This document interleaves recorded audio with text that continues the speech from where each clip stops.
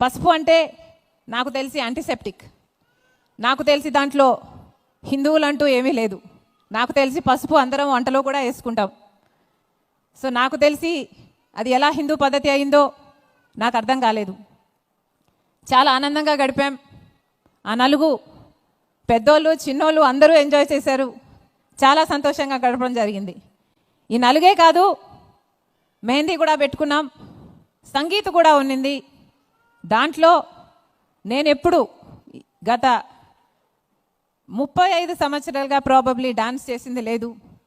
ఎప్పుడో కాలేజీలో చేస్తున్నానేమో, కానీ ఇది నా కొడుకు పెళ్ళి కాబట్టి ఫర్ రాజా అనుకొని నేను కూడా చేయాలనుకున్నాను.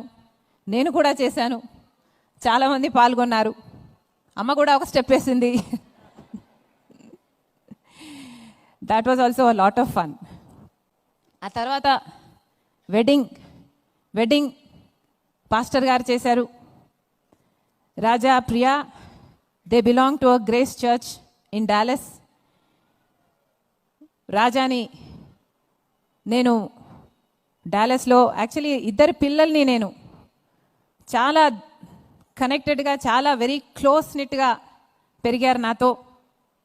దూరం పంపించాలంటే నాకు ఇష్టం లేకునింది, కానీ నాకు దేవుడు చెప్పినట్టు అనిపించింది, నువ్వు పంపించు, you let go, I will take him, I will take her, నేను చూసుకుంటా అన్నట్లు నాకు అనిపించింది.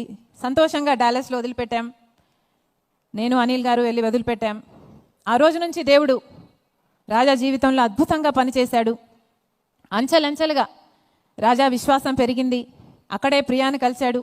వాళ్ళిద్దరూ ఒకరినొకరిని ఇష్టపడ్డారు. ఆ పాస్టర్ అంటే వాళ్ళకి చాలా అభిమానం. ఆ పాస్టర్ చేత పెళ్లి చేయించుకోవాలనుకున్నారు. ఆ పాస్టర్నే ఉమ్మేద్ ప్యాలెస్ కూడా తీసుకెళ్ళాం. అద్భుతంగా ఆ సెరమనీ కూడా చాలా అద్భుతంగా జరిగింది. అక్కడ దేవుని ప్రజెన్స్ ఉన్నట్టు, నాన్న కూడా ఉన్నట్టు నేను మనస్ఫూర్తిగా విశ్వసించి we all rejoice that day. It was beautiful indeed. తర్వాత అది శనివారం రాత్రి, తర్వాత ఆదివారం పొద్దున కాబట్టి సండే సర్వీస్ ఉండాలి అనుకున్నాం. ఆ ప్యాలెస్లోనే గెస్ట్లందరితో సండే వర్షిప్ చేశాం, థ్యాంక్స్ గివింగ్ చేశాం. ఆ పాస్టర్ కూడా, వచ్చిన పాస్టర్ అక్కడ బోధించారు. అనిల్ గారు వర్షిప్లో రీడ్ చేశారు. అద్భుతంగా జరిగింది ఆ మెసేజ్ కూడా. సాల్వేషన్ ప్రేయర్ ఇస్తే అన్యులు ఆయన ఒక జంట క్రీస్తుని అంగీకరించారు కూడా.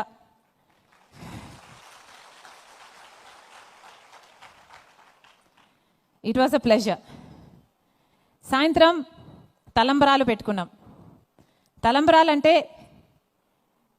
దానికి ఒక పురోహితుడు లేడు, ఒక మంత్రం లేదు. తలంబరాలంటే మామూలుగా నార్త్ ఇండియన్స్ చేసినట్టు బారాత్ స్టైల్లో రావాలనుకున్నారు. గ్రూమ్ సైడ్ నుంచి బారాత్ స్టైల్లో వచ్చాము. అక్కడ కొన్ని స్టెప్పులు కూడా వేసాము. ఆ తర్వాత పెళ్లి కూతుర్ని పల్లకీలో తీసుకొచ్చి కూర్చోపెడితే ఇద్దరు ప్రియా రాజా ఒకరి మీద ఒకరు ముత్యాలు వేసుకున్నారు. ఆ తర్వాత ఒకరి మీద ఒకరు పూలు చల్లుకున్నారు.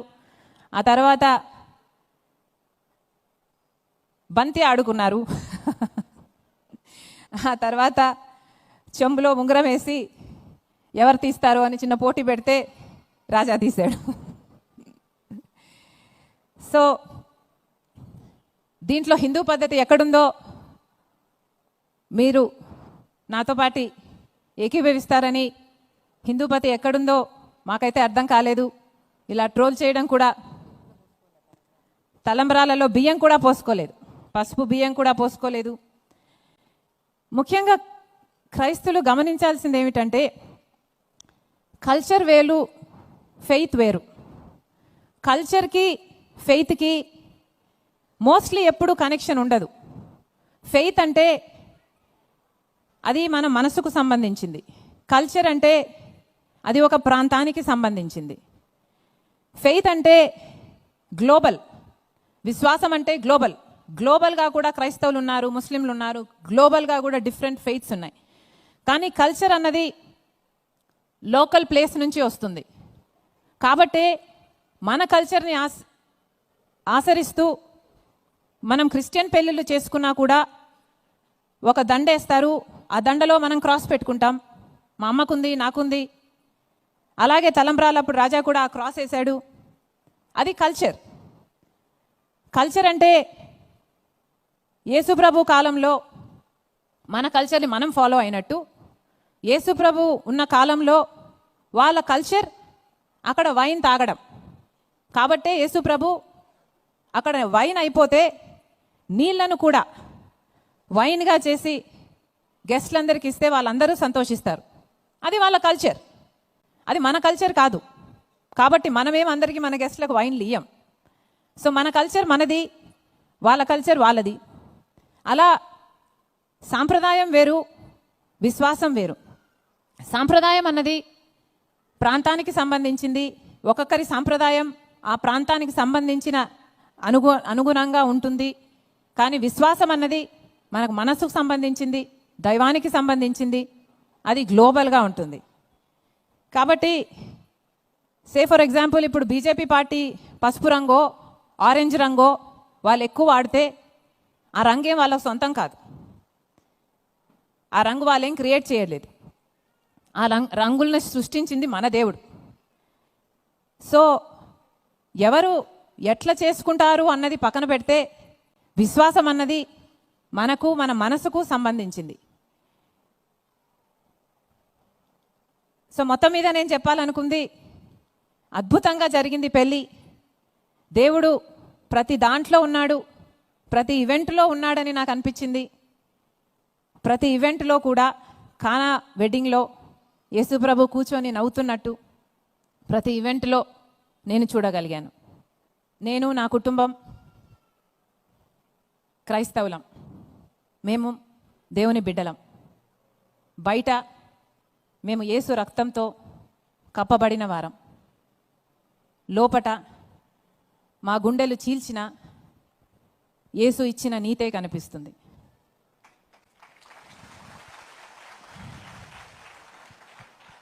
That's all. ఇది వాస్తవం.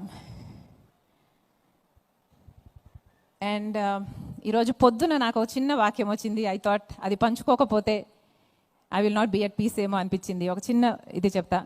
యేసు ప్రభు సామ్ 23లో మన గుడ్ షెపర్డ్గా దేవుడు మన కాపరి అని రాసుంది. మన కాపరి, మనకు లేమి కలగదు, మనల్ని పచ్చిక గల పాస్చర్స్లో క్వయట్ వాటర్స్ పక్కన నడిపిస్తాడు అని రాసింది. ఇంతకుముందు ఎప్పుడు నాకెందుకో కనిపించలేదు. అలాగే నడిపిస్తాడు అని అలాగే ఊహించుకున్నా. కానీ సడన్గా it struck me that he leads us to good places. ఎందుకు మనం పచ్చగా దాన్నే చూస్తున్నాం, నీళ్ళనే చూస్తున్నాం? He makes the way, he leads us to good places. మన దేవుడు మనల్ని మంచి చోటికి తీసుకువెళ్ళే దేవుడు.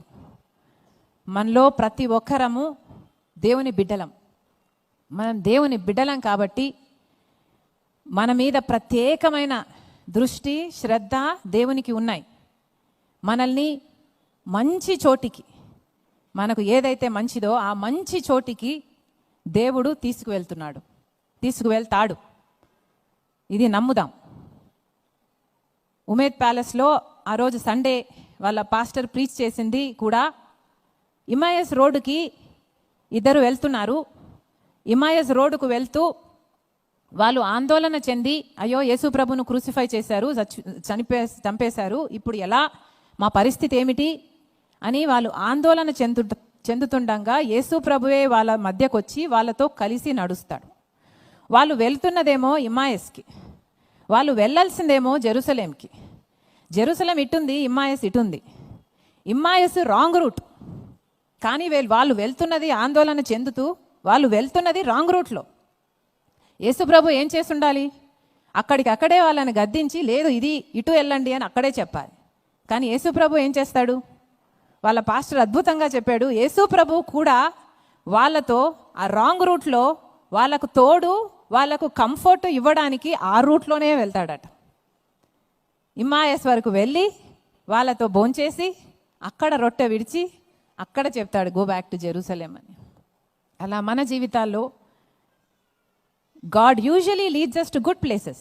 కానీ మనం ఎక్కడన్నా రాంగ్ రూట్లో వెళ్ళినా కూడా దేవుడు మనతో ఉన్నాడు, ఆ రూట్లో కూడా ఉన్నాడు. మనతో ఎంతవరకు రావాలో వస్తాడు, మనల్ని మళ్ళీ తిప్పి మంచి చోటికి నడిపిస్తాడు. Thank you very much.